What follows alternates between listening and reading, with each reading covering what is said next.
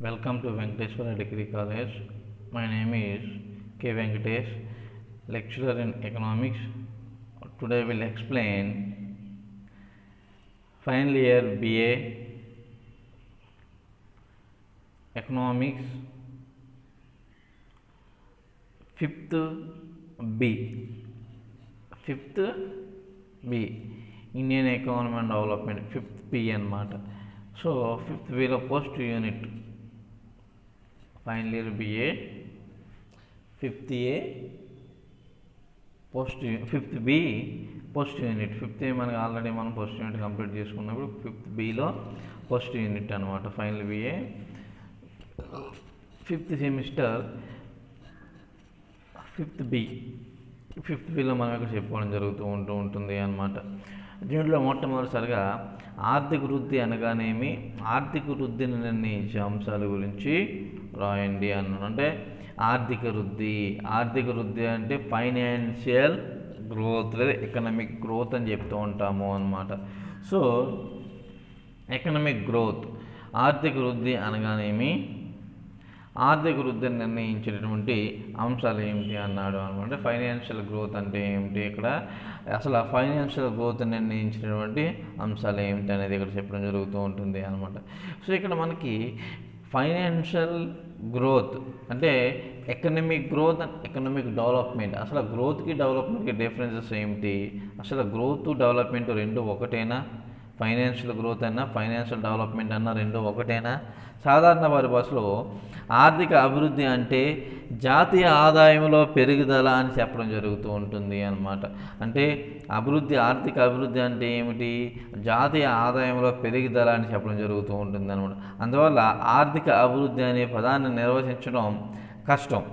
కానీ ఆర్థిక వృద్ధి అనగా కేవలం ఆర్థిక అభివృద్ధిని మాత్రమే కాకుండా, ఆర్థిక వృద్ధి అనగా అంటే ఆర్థిక అభివృద్ధిని మాత్రమే కాకుండా విద్య, వైద్యం, ఆయ ప్రమాణం, జీవన ప్రమాణ సూచిక వంటి వాటిని పరిగణలోకి తీసుకుని ఆ దేశం యొక్క వృద్ధి రేటును నిర్ణయించడం జరుగుతూ ఉంటుంది అన్నమాట. అది ఆర్థిక వృద్ధికి ఆర్థిక అభివృద్ధికి ఉన్నటువంటి డిఫరెన్సెస్ అన్నమాట. ఆర్థిక వృద్ధి అంటే కేవలం ఆర్థికపరమైన అంశాన్ని గురించి కాకుండా సామాజిక పరమైనటువంటి అంశాల గురించి కూడా సవివరంగా వివరించడం జరుగుతూ ఉంటుంది. అదే ఆర్థిక అభివృద్ధి అంటే ఏమిటి, కేవలం ఆర్థికపరమైనటువంటి ఆదాయం గురించి మాత్రమే వివరించడం జరుగుతూ ఉంటుంది. ఆర్థిక వృద్ధికి ఆర్థిక అభివృద్ధికి ఉన్నటువంటి డిఫరెన్సెస్గా మనం చెప్పడం జరుగుతూ ఉంటుంది అన్నమాట. ఇప్పుడు అసలు నిర్వచనాలు ఏమిటి, ఆర్థిక వృద్ధికి సంబంధించినటువంటి నిర్వచనాలు ఏమిటో మనం చూసినట్లయితే, ఆర్థిక అభివృద్ధి అనగా ఏంటంటే ఆర్థిక వృద్ధికి సంబంధించినటువంటి నిర్వచనాలు మనం చూసినట్లయితే, ఆర్థిక వృద్ధి అనగా అధిక ఉత్పత్తితో పాటు, ఆర్థిక వృద్ధి అనగా అధిక ఉత్పత్తితో పాటు దానిని సాధించడానికి వీలుగా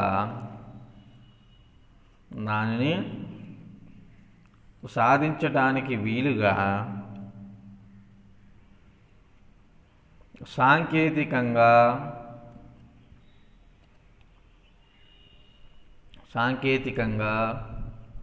వ్యవస్థాపరంగా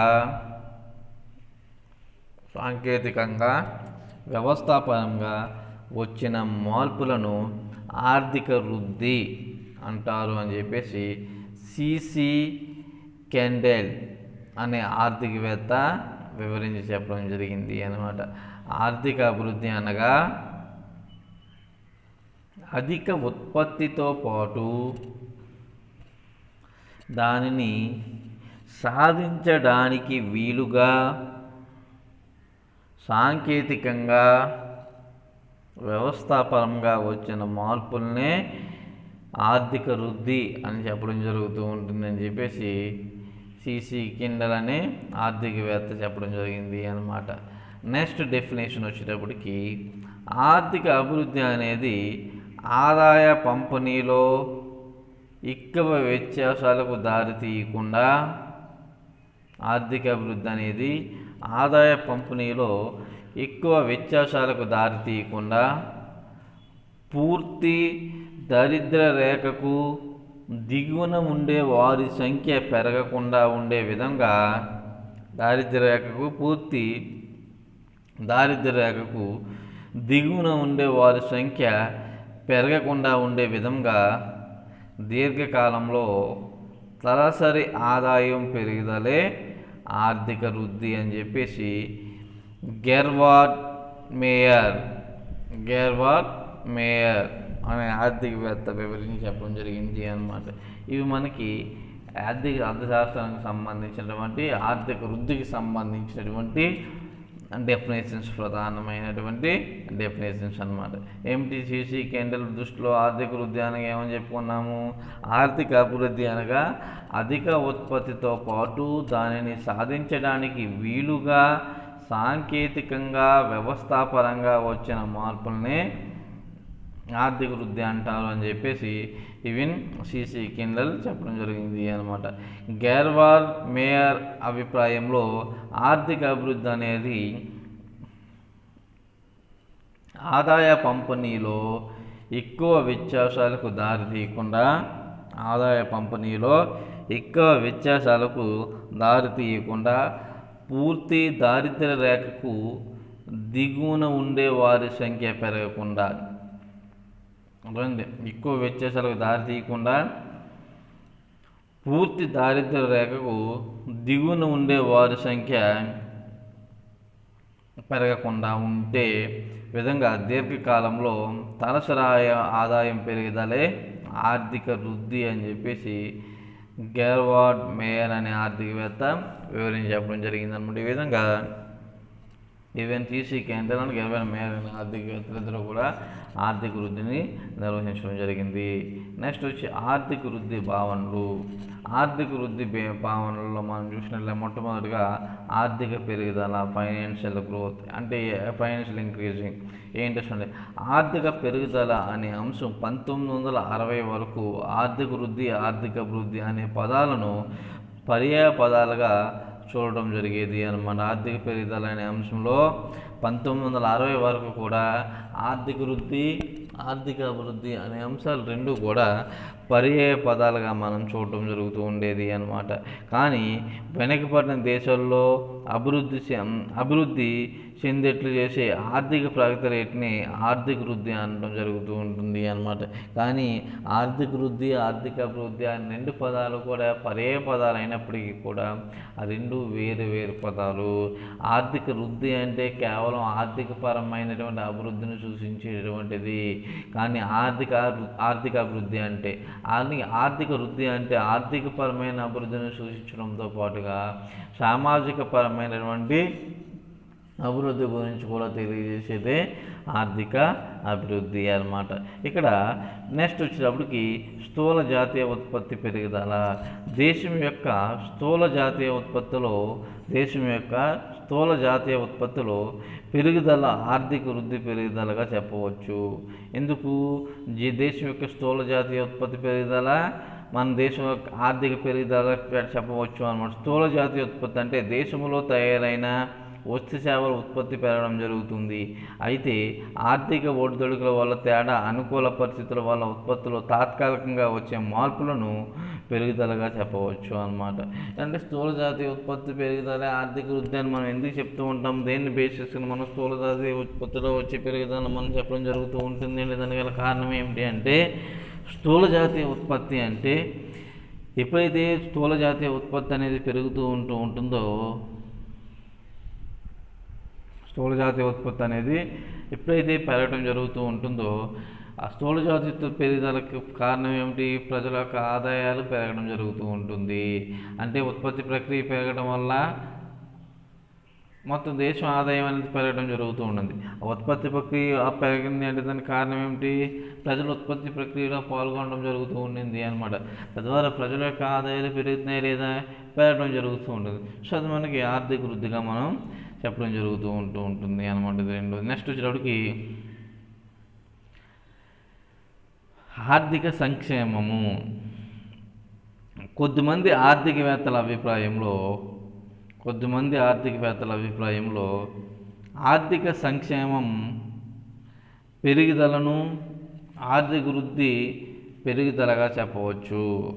కొంతమంది ఆర్థికవేత్తల అభిప్రాయంలో ఏమని చెప్తూ ఉంటాము అంటే ఆర్థిక సంక్షేమం పెరుగుదలను ఆర్థిక వృద్ధి పెరుగుదలగా చెప్పడం జరుగుతూ ఉంటుంది, చెప్పవచ్చు అని చెప్పేసి కార్ల్ మార్క్స్ అంటే సోషలిస్ట్ ఎకనామిస్టులు మనకి తెలియచేయడం జరుగుతూ ఉంటుంది అన్నమాట.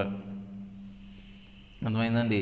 కొద్దిమంది ఆర్థికవేత్తల అభిప్రాయంలో ఆర్థిక సంక్షేమం పెరుగుదలను ఆర్థిక వృద్ధి పెరుగుదలగా చెప్పవచ్చు అని చెప్పడం జరిగింది. కార్ల్ మార్క్స్ వంటి సోషలిస్ట్ ఎకనామిస్టుల అభిప్రాయంలో ఆర్థిక వృద్ధి పెరుగుదల వలన ఆర్థిక అభివృద్ధి పెరుగుదలగా చెప్పవచ్చు. అంటే కార్ల్ మార్క్స్ సోషలిస్ట్ ఎకనామిస్టుల అభిప్రాయం ఏమిటి అంటే ఆర్థిక వృద్ధి పెరుగుదల ఆర్థిక అభివృద్ధి పెరుగుదలగా చెప్పడం జరుగుతూ ఉంటుంది అనమాట. ఆర్థిక వృద్ధి పెరుగుదలే ఆర్థిక అభివృద్ధికి పెరుగుదలకు మూలంగా చెప్పవచ్చును అన్నమాట. నిజానికి దేశంలోని ఉత్పత్తి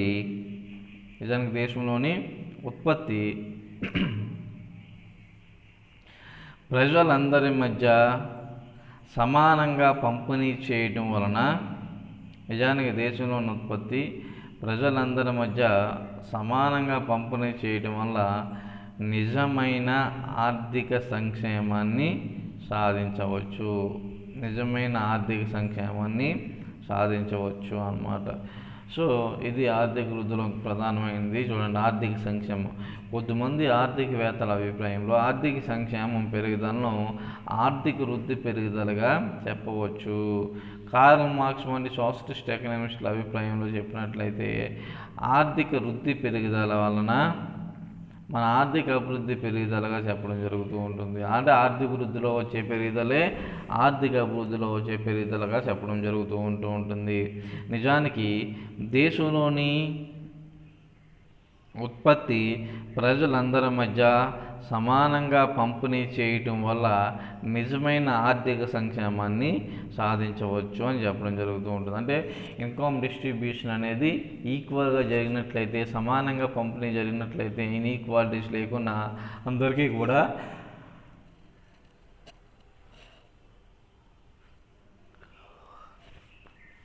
కూడా ఆదాయాన్ని సమానంగా పంపిణీ చేసినట్లయితే నిజమైన ఆర్థిక సంక్షేమాన్ని సాధించవచ్చు అని చెప్పేసి కార్ల్ మార్క్స్ వంటి ఆర్థికవేత్తల యొక్క అభిప్రాయంగా మనం చెప్పడం జరుగుతూ ఉంటుంది అన్నమాట. ఎందుకు ఏ విధంగా మనం చెప్తూ ఉంటాము, ఇండియానే చూసినట్లయితే ఇప్పుడు ఎంత ఎకనామిక్ ఇన్ఈక్వాలిటీస్ మనం ఫేస్ చేస్తూ ఉన్నాము అనే దానికి బెస్ట్ ఎగ్జాంపుల్గా భారతదేశాన్ని మనం చెప్పుకోవచ్చు. ఇండియాలో చూసినట్లయితే ఇప్పటికీ కూడా ఇన్కమ్ ఇన్ఈక్వాలిటీస్ ఏ రేంజ్లో ఉన్నాయనేది మనం చూసుకున్నట్లయితే చూడండి, భారతదేశం మొత్తం మీద 46% మొత్తం సంపద కూడా కేవలం 22 కుటుంబాల మధ్యనే కేంద్రీకృతమై ఉన్నది అని చెప్తూ ఉంటాము అన్నమాట. భారతదేశంలో మొత్తం సంపద అంటే భారతదేశంలోని మొత్తం సంపద కూడా కేవలం 22 కుటుంబాల వారి దగ్గర కేంద్రీకృతమై ఉన్నది అని చెప్తూ ఉంటాం. అంటే భారతదేశంలో ఇన్కమ్ ఇన్ఈక్వాలిటీస్ అనేవి ఏ రేంజ్లో ఉన్నాయి అంటే 22% మంది ప్రజల దగ్గర కాదు ఉండింది, 46% భారతదేశంలో మొత్తం సర్క్యులేట్ అవుతున్న మనీ అయితేనేమి మొత్తం ఉన్నటువంటి సంపద, ఆ సంపద మొత్తము కూడా ఎంతమంది దగ్గర కేంద్రీకృతమైందని చెప్తూ ఉంటాము, కేవలం 25 మంది దగ్గర మాత్రమే, 22 కుటుంబాల దగ్గర మాత్రమే కేంద్రీకృతమై ఉంది. అంటే 22 కుటుంబాల మధ్యన కేంద్రీకృతమైంది అంటే భారతదేశంలో ఇన్కమ్ ఇన్ఈక్వాలిటీస్ అనేవి ఏ రేంజ్లో ఉన్నవి అనేది మనకి ఇక్కడ అర్థం చేసుకోవడానికి అవకాశం ఉంటుంది. భారతదేశంలో ఇన్కమ్ ఇన్ఈక్వాలిటీస్ అనేవి ఏ రేంజ్లో ఉన్నావో మనం ఇక్కడ అర్థం చేసుకోవచ్చు అన్నమాట. అంటే 46% సంపద అంటే 1980 సంవత్సరంలో 80 దశకంలో రాజీవ్ గాంధీ గారు ఒక మాట చెప్పారు, ప్రభుత్వం రూపాయి ఖర్చు పెడుతూ ఉంది అంటే ప్రజా సంక్షేమం కోసం, ఆ రూపాయలు ప్రజల దగ్గరికి వెళ్ళేది కేవలం 10 పైసలు మాత్రమే వెళ్తూ ఉంటుంది. అంటే 90% ఆఫ్ ఇన్కమ్ ఆయా స్థాయిలో మనీ స్టాగ్నేట్ అయిపోతూ ఉంటుంది అని చెప్పేసి రాజీవ్ గాంధీ గారు చెప్పడం జరిగింది అనమాట. సో ఈ ఇన్కమ్ ఇన్ఈక్వాలిటీస్ వల్ల దేశ ఆర్థిక వ్యవస్థ ఈవెన్ ఆ స్టెబిలిటీ అనేది లేకుండా పోతుంది, సస్టైనబిలిటీ అనేది లేకుండా పోతూ ఉంటుంది. ఆర్థిక అసమానత అనేది భారతదేశం ఎదుర్కొంటున్నటువంటి ప్రధానమైనటువంటి సమస్యగానే మనం చెప్పడం జరుగుతూ ఉంటుంది అన్నమాట. నెక్స్ట్ వచ్చేటప్పటికి తలసరి ఆదాయ స్థాయి. అసలు తలసరి ఆదాయము అంటే ఏమిటి? మనం సెకండ్ ఇయర్లో మీరు చదువుకునే ఉంటారు. జాతీయ ఆదాయం అని చెప్పుకున్నప్పుడు, నేషనల్ ఇన్కమ్ కోసం చెప్పుకునేటప్పుడు ఉంటుంది. తలసరి ఆదాయం అంటే ఏమిటి? దేశంలో ఉత్పత్తి అయినటువంటి వస్తు సేవల మొత్తాన్ని కూడా దేశ జనాభాతో భాగించగా వచ్చేదే తలసరి ఆదాయం అని చెప్తూ ఉంటాం. అంటే నేషనల్ అంటే స్థూల జాతీయ ఉత్పత్తిపై టోటల్ పాపులేషన్ ఈక్వల్ టు తలసరి ఆదాయం అని చెప్తూ ఉంటాం. అంటే వచ్చిన ఆదాయం మొత్తాన్ని కూడా ఆ దేశంలో ఉన్నటువంటి ప్రజలతో మనం మెజర్ చేస్తూ ఉన్నట్లయితే మనకి తలసరి ఆదాయం అనేది రావడం జరుగుతూ ఉంటుంది అన్నమాట. సో తలసరి ఆదాయం అనేది ఒక దేశ ఆర్థిక అభివృద్ధికి సూచికగా మనం చెప్తూ ఉంటాం. జాతీయ ఆదాయాన్ని బేస్ చేసుకుని మనం దేశ ఆర్థిక అభివృద్ధిని మనం చెప్పడానికి అవకాశం ఉండదు. ఎందుకంటే భారతదేశం చాలా దేశాలు అభివృద్ధి చెందిన దేశాలకు జాతీయ ఆదాయం కంటే భారతదేశం యొక్క జాతీయ ఆదాయం ఎక్కువగానే ఉండొచ్చు, కానీ మనం అభివృద్ధి చెందిన దేశం అంటే కాదు.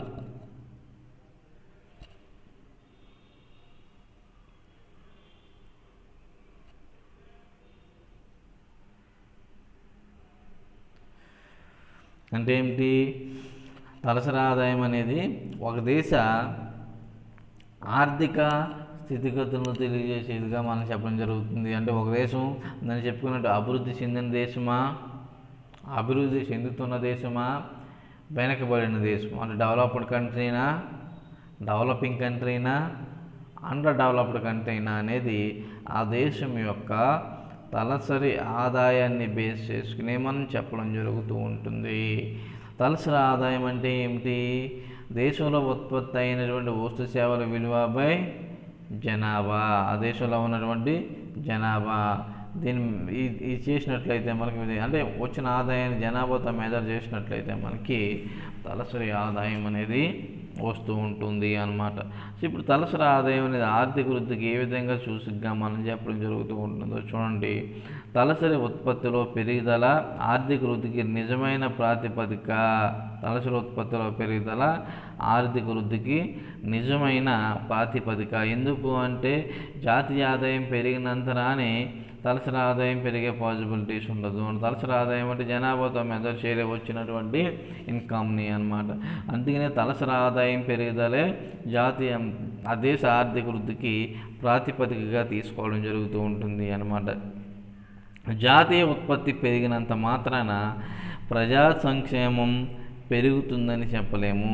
జాతీయ ఉత్పత్తి పెరిగినంత మాత్రాన ప్రజా సంక్షేమము పెరుగుతుందని చెప్పే అవకాశం లేదు అన్నమాట. అట్లనే సైమన్ కుజ్నెట్స్ అభిప్రాయంలో చెప్పినట్లయితే ఆర్థిక పెరుగుదల అంటే తలసరి ఉత్పత్తి పెరుగుదలగా చెప్పవచ్చు. అర్థమైందండి? సైమన్ కుజ్నెట్స్ అభిప్రాయంలో ఆర్థిక పెరుగుదల అంటే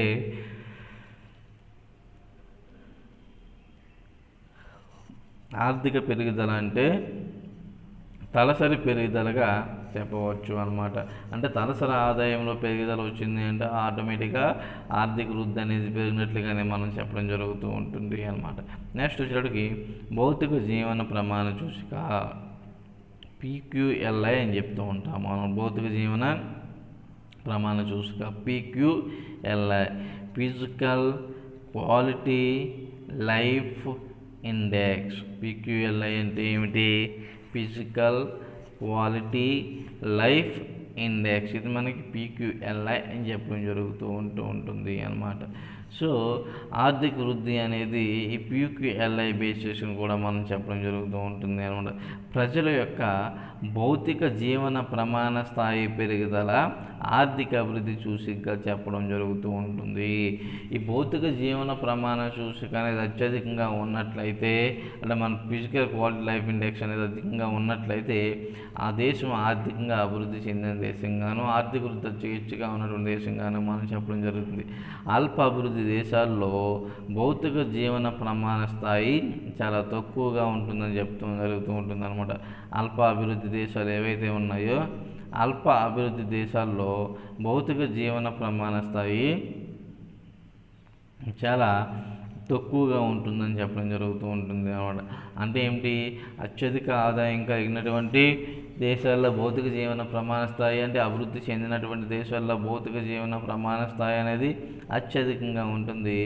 అభివృద్ధి చెందుతున్న వెనుకబడిన దేశాల్లో భౌతిక జీవన ప్రమాణ స్థాయి అనేది తక్కువగా ఉంటుంది. ఈ భౌతిక జీవన ప్రమాణ స్థాయి ఫిజికల్ క్వాలిటీ లైఫ్ ఇండెక్స్ అనేది కూడా మనకి ఈవెన్ మనం మెజర్ చేయడం జరుగుతూ ఉంటుంది ఆర్థిక వృద్ధిని సూచించే అంశాల్లో అన్నమాట. నెక్స్ట్ వచ్చేటప్పటికి మానవ అభివృద్ధి సూచిక HDI అని చెప్తూ ఉంటాము. దీన్ని హ్యూమన్ డెవలప్మెంట్ ఇండెక్స్ అని చెప్తూ ఉంటాము అన్నమాట. హ్యూమన్ డెవలప్మెంట్ ఇండెక్స్, ఇది హ్యూమన్ డెవలప్మెంట్ ఇండెక్స్ అనేది ఆర్థిక వృద్ధికి నిజమైన సూచికగా మనం చెప్పడం జరుగుతూ ఉంటుంది. హ్యూమన్ డెవలప్మెంట్ ఇండెక్స్ అనేది ఆర్థిక వృద్ధికి నిజమైన సూచికగా మనం చెప్పడం జరుగుతూ ఉంటుంది అన్నమాట. ఆర్థిక వృద్ధికి నిజమైన సూచికగా మనం హ్యూమన్ డెవలప్మెంట్ ఇండెక్స్ ఎందుకు చెప్తూ ఉంటాము అంటే, అసలు హ్యూమన్ డెవలప్మెంట్ ఇండెక్స్ని రూపొందించింది ఎవరు అంటే 1998 సంవత్సరంలో మహబూల్ హక్. ఈ మహబూల్ హక్ అనే పాకిస్తాన్కి చెందినటువంటి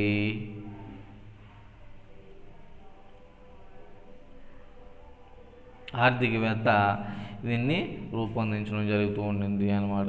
సో దీన్ని బేస్ చేసుకుని చూసినట్లయితే మానవ అభివృద్ధి చూసుకుని హ్యూమన్ డెవలప్మెంట్ ఇండెక్స్ని మనం బేస్ చేసుకుని చూసినట్లయితే ఆర్థిక అభివృద్ధిని తెలుసుకోవడంలో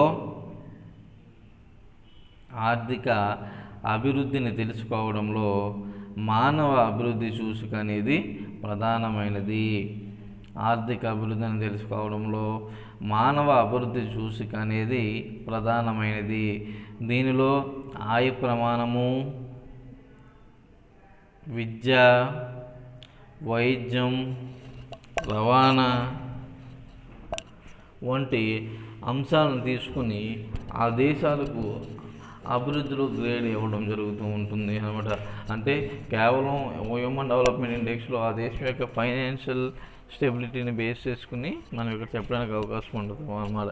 ఆర్థిక పరమైనటువంటి అంశంతో పాటుగా సామాజిక పరమైనటువంటి అంశాలు, మెయిన్లీ ఆ దేశాలకు సంబంధించినటువంటి సామాజిక పరమైన అంటే హెల్త్ అవి ఉండొచ్చు, ఎడ్యుకేషన్ అవి ఉండొచ్చు, అట్లనే లైఫ్ ఎక్స్పెక్టెన్సీ అవి ఉండొచ్చు, అక్కడ ట్రాన్స్పోర్టేషన్ ఫెసిలిటీస్ అవి ఉండొచ్చు, అక్కడ ఉన్నటువంటి బేసిక్ ఇన్ఫ్రాస్ట్రక్చర్ ఫెసిలిటీస్ అవి ఉండొచ్చు. వీటన్నిటిని తీసుకుని ఆ దేశానికి సంబంధించి మనం మెజర్ చేయడం జరుగుతూ ఉంటుంది అన్నమాట. అంటే ఆ దేశం యొక్క ఆర్థిక వృద్ధి స్థాయిని మెజర్ చేయడం జరుగుతూ ఉంటుంది అన్నమాట. మాటలో చెప్పాలి అంటే ఒక దేశం యొక్క ఫైనాన్షియల్ స్టేబిలిటీని మనం మెజర్ చేయడంలో ప్రధానంగా చూసుకునేది హ్యూమన్ డెవలప్మెంట్ ఇండెక్సే.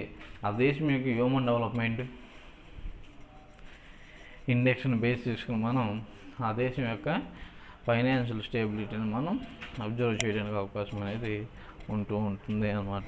సో ఒక దేశం యొక్క ఫైనాన్షియల్ స్టెబిలిటీ అనేది ఆ దేశానికి సంబంధించి హ్యూమన్ డెవలప్మెంట్ ఇండెక్స్ని బేస్ చేసుకుని మనం చెప్పడానికి అవకాశం ఉంటుంది అన్నమాట. ఏ దేశంలో అయితే హ్యూమన్ డెవలప్మెంట్ ఇండెక్స్ అత్యధికంగా ఉంటుందో ఆ దేశము అన్ని రకాలైనటువంటి అవకాశాలు కూడా ఉన్నట్లుగా మనం చెప్పడం జరుగుతూ ఉంటుంది అన్నమాట. సో ఇది మనకి హ్యూమన్ డెవలప్మెంట్ ఇండెక్స్కి సంబంధించింది అన్నమాట.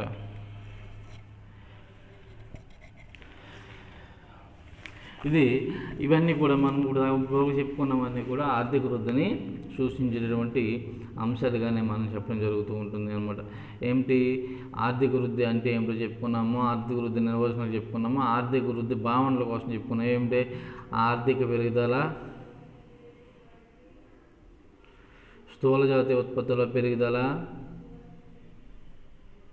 ఆర్థిక సంక్షేమము, తలసరి ఆదాయము, భౌతిక జీవన ప్రమాణ స్థాయిలో పెరుగుదల PQLI, మానవ అభివృద్ధి సూచికలో పెరుగుదల. ఇవన్నీ కూడా ఆర్థిక వృద్ధికి సంబంధించినటువంటి సూచికలుగా మనం చెప్పడం జరుగుతూ ఉంటుంది అన్నమాట. నెక్స్ట్ టాపిక్ వచ్చేటప్పటికి మనకి ఆర్థిక వృద్ధి,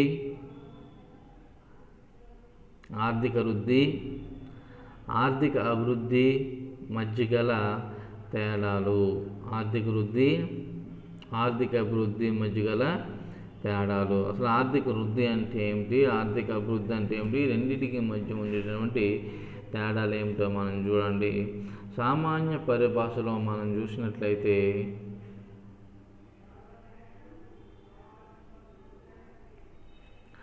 ఆర్థిక వృద్ధి,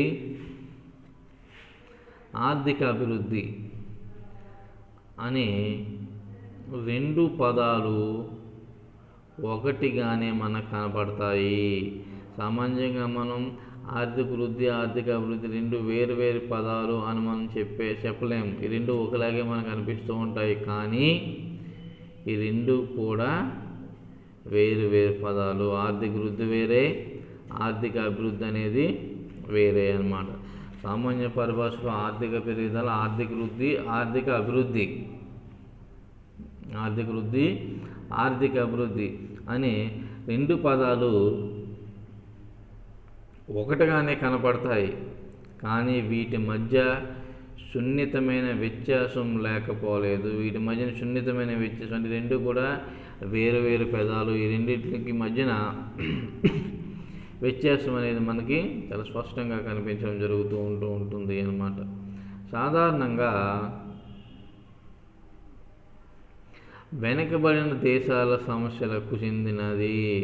సాధారణంగా వెనుకబడిన దేశాల సమస్యలకు చెందింది ఆర్థిక అభివృద్ధి అని, అభివృద్ధి చెందిన దేశాల సమస్యలకు చెందింది ఆర్థిక వృద్ధి అని చెప్పడం జరుగుతూ ఉంటుంది అన్నమాట. అర్థమైందండి. ఆర్థిక వృద్ధి అనేది అభివృద్ధి చెందిన దేశాలకు సంబంధించింది గాను, ఆర్థిక అభివృద్ధి అనేది వెనుకబడిన దేశాలకు సంబంధించినది గాను చెప్పడం జరుగుతూ ఉంటుంది.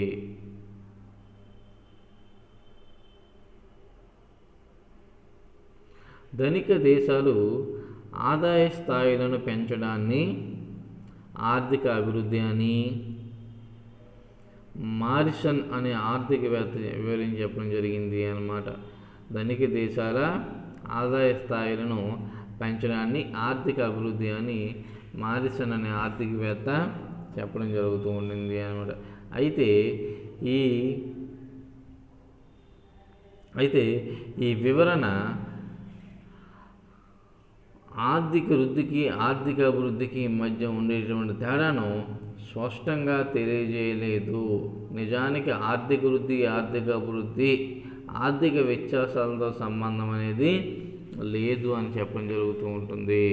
ఆర్థిక వృద్ధి, ఆర్థిక అభివృద్ధి అనేది ఆర్థిక వ్యత్యాసాలతో సంబంధం అనేది లేదు అని చెప్పడం జరుగుతూ ఉంటుంది అన్నమాట. కిండల్బర్గర్ ఉద్దేశంలో ఆర్థిక పెరుగుదల అంటే, కిండల్బర్గర్ ఉద్దేశంలో ఆర్థిక పెరుగుదల అంటే అధిక ఉత్పత్తి,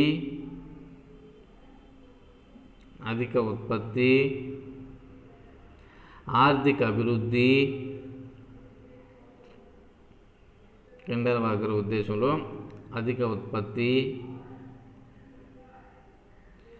ఆర్థిక అభివృద్ధి అంటే అధిక ఉత్పత్తితో పాటు దానిని సాధించటానికి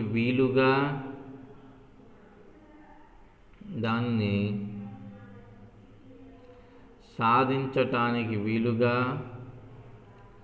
సాంకేతికంగా,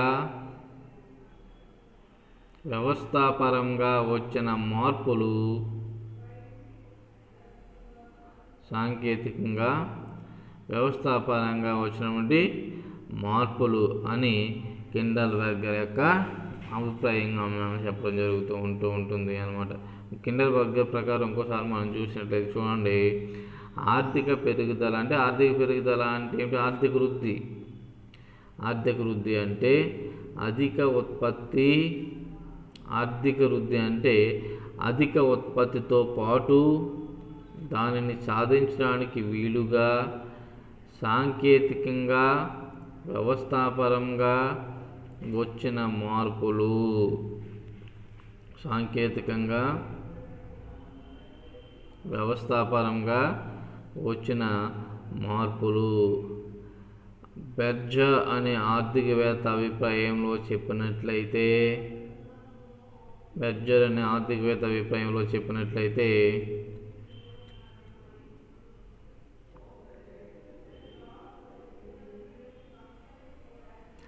అభివృద్ధి అంటే వ్యవస్థాపరమైన మార్పులు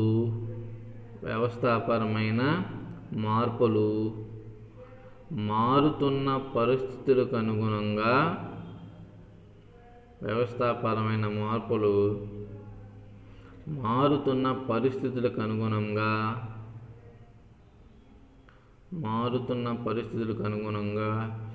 ఆర్థిక వ్యవస్థ మార్పు చెందే శక్తిని కోల్పోయేంత వరకు పెరుగుదల, అభివృద్ధి కలిసే ఉంటాయి అని బెర్జర్ అభిప్రాయము అన్నమాట. ఆర్థిక వ్యవస్థ మార్పు చెందినప్పటికీ కూడా ఆర్థిక పెరుగుదల అభివృద్ధి పెరుగుదలకు తోడ్పడుతూ ఉంటుంది. అంటే ఆర్థిక వృద్ధి అనేది ఆర్థిక అభివృద్ధికి తోడ్పాటును అందించడం జరుగుతూ ఉంటుంది అని చెప్పేసి బెర్జర్ అనే ఆర్థికవేత్త అభిప్రాయము. సో ఇక్కడ మనకి చాలా క్లియర్గా అర్థమవుతుంది. ఆర్థిక అభివృద్ధి అంటే ఆర్థిక వ్యవస్థకు ముందు సాధించిన అభిలాషణీయమైన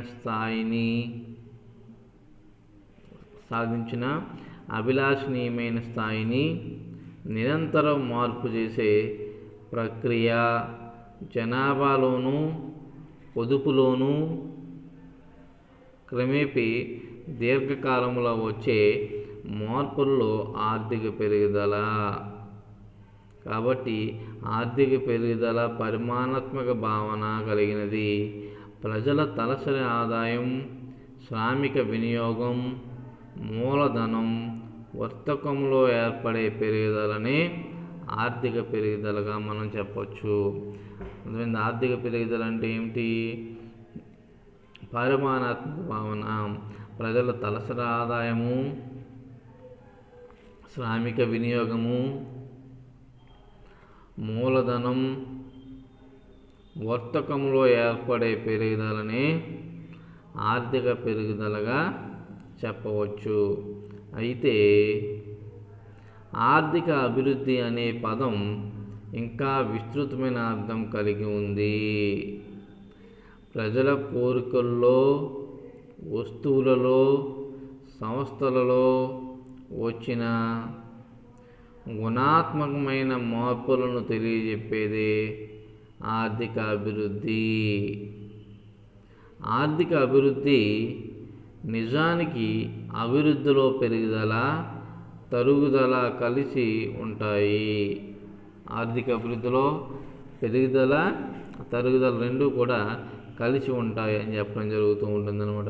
ఒక దేశం ఆర్థిక పెరుగుదల సాధించినంత మాత్రాన అది ఆర్థిక అభివృద్ధిగా మనం చెప్పడానికి అవకాశం అనేది ఉండొద్దు అనమాట. ఒక దేశం ఆర్థికంగా అభివృద్ధి చెందినంత మాత్రాన దాన్ని మనం ఆర్థిక పెరుగుదలగా మనం చెప్పే అవకాశం అనేది ఉండదు.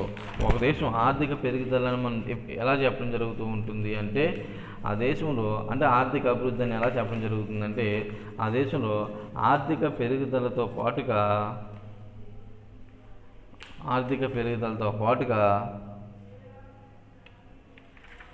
ఇతర అంశాల్లో కూడా వచ్చే పెరుగుదల అంటే ఏమిటి? ఆర్థిక పెరుగుదలతో పాటుగా ఇతర అంశాల్లో వచ్చే పెరుగుదల అంటే ఏమిటి అంటే ఏ రకమైన పెరుగుదల వస్తూ ఉంటుంది అంటే ఆదాయంలో పెరుగుదలతో పాటుగా ఉపాధి అవకాశాలు అంటే ఎంప్లాయ్మెంట్ ఆపర్చునిటీస్లో పెరుగుదల రావాలి. నెక్స్ట్ ఉపాధి అవకాశాల్లో పెరుగుదల రావాలి. నెక్స్ట్ వచ్చేటప్పటికి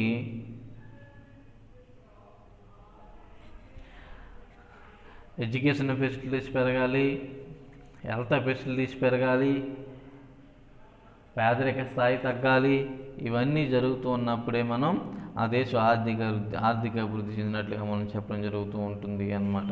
అసలు ఆర్థిక వృద్ధికి ఆర్థిక అభివృద్ధికి మధ్య ఉండేటువంటి భేదాలు ఏమిటి అనేది మనకి చూడండి ఒకసారి. మనకి ఆర్థిక వృద్ధి ఆర్థిక అభివృద్ధి మన భేదాలను మనం చూసినట్లయితే క్లియర్గా జాతీయ ఆదాయంలో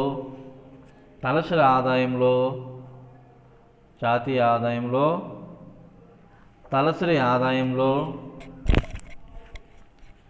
మార్పులను తెలియజేసేదాన్ని ఆర్థిక వృద్ధి అని చెప్పేసి,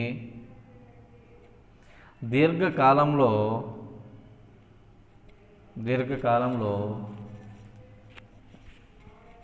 ప్రజల జీవన ప్రమాణ స్థాయి,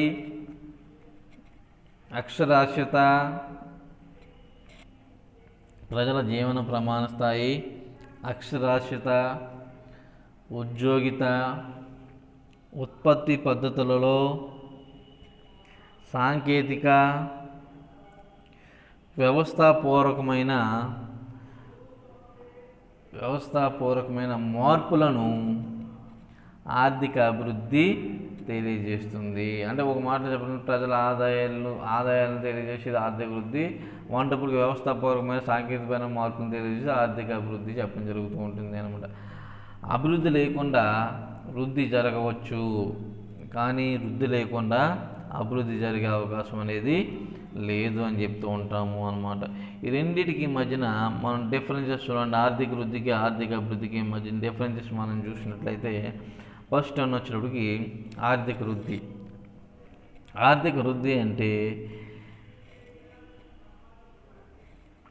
వృద్ధి అంటే వస్తు సేవల వాస్తవ ఉత్పత్తిలో వచ్చే పెరుగుదలను తెలియచేయడం జరుగుతూ ఉంటుంది.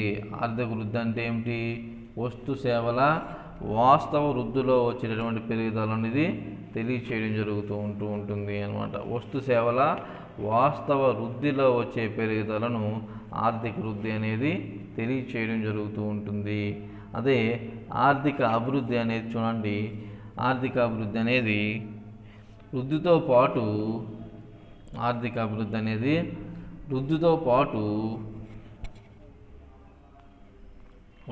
పాటు సాంఘిక వ్యవస్థాపూర్వక సంస్థాగత మార్పులను సూచిస్తుంది అన్నమాట. ఆర్థిక వృద్ధి అనేది వస్తు ఉత్పత్తిలో వచ్చే పెరుగుదలను సూచిస్తూ ఉంటుంది. ఆర్థిక వృద్ధి అనేది ఏం చేస్తుంది? వస్తు ఉత్పత్తిలో వచ్చే పెరుగుదలను సూచిస్తూ ఉంటుంది. అదే ఆర్థిక అభివృద్ధి అయితే వృద్ధితో పాటు సాంఘిక వ్యవస్థాపూర్వక సంస్థాగత మార్పులను సూచించడం జరుగుతూ ఉంటుంది. సాంఘిక వ్యవస్థాపూర్వక సంస్థాగత మార్పులను సూచించడం జరుగుతూ ఉంటుంది అని చెప్తూ ఉంటాము. ఆర్థిక వృద్ధి ఏకముఖ ప్రక్రియ. ఇది కేవలం పరిమాణాత్మక మార్పులను మాత్రమే సూచించడం జరుగుతూ ఉంటుంది. ఆర్థిక వృద్ధి అనేది ఏకముఖ ప్రక్రియ. ఇది కేవలం పరిమాణాత్మక మార్పులను మాత్రమే సూచిస్తూ ఉంటుంది అని చెప్తూ ఉంటాం. ఆర్థిక అభివృద్ధి అనేది బహుముఖ ప్రక్రియ. ఇది పరిమాణాత్మక మార్పులతో పాటు గుణాత్మక మార్పులను సూచిస్తుంది. ఆర్థిక వృద్ధి అనేది పరిమాణాత్మక మార్పులను మాత్రమే సూచిస్తూ ఉంటుంది. ఆర్థిక అభివృద్ధి అనేది పరిమాణాత్మక మార్పులతో పాటు గుణాత్మక మార్పులను కూడా సూచించడం జరుగుతూ ఉంటుంది.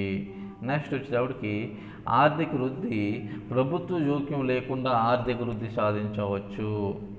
ప్రభుత్వ జోక్యం లేకుండా ఆర్థిక వృద్ధి అనేది సాధించవచ్చు, కానీ ప్రభుత్వ జోక్యం లేకుండా ఆర్థిక అభివృద్ధిని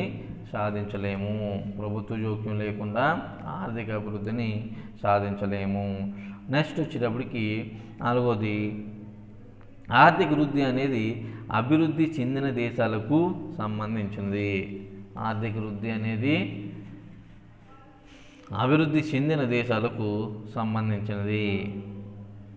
అదే ఆర్థిక అభివృద్ధి అనేది అభివృద్ధి చెందుతున్న దేశాలకు సంబంధించిందిగా మనం చెప్పడం జరుగుతూ ఉంటుంది అన్నమాట.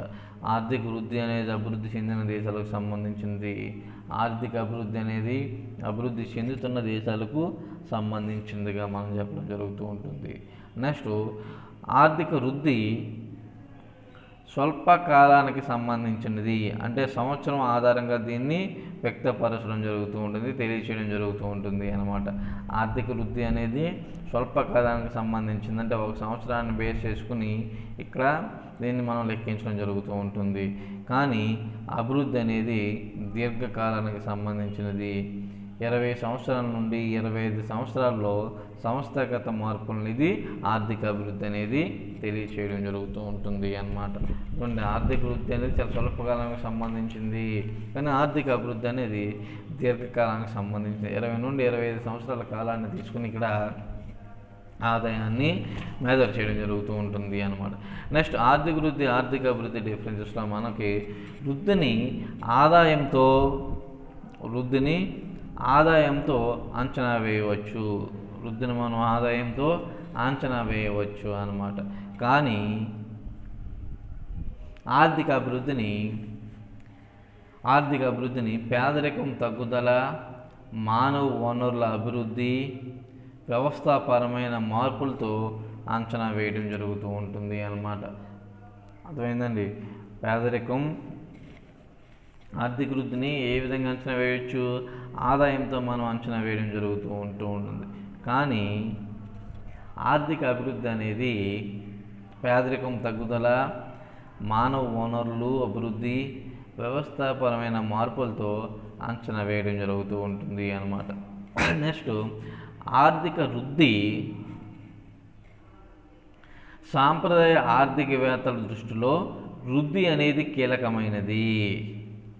వీరి ఉద్దేశంలో వృద్ధిని సాధిస్తే అది దానంతట అదే పేదరికాన్ని తగ్గిస్తుంది అని పేర్కొనడం జరిగింది. అంటే బ్రేక్ డౌన్ ఆఫ్ పవర్టీ అని చెప్పేసి పేర్కొనడం జరుగుతూ ఉంటుంది అన్నమాట. కానీ ఆర్థిక వృద్ధి చూసినట్లయితే ఆధునిక ఆర్థికవేత్తలు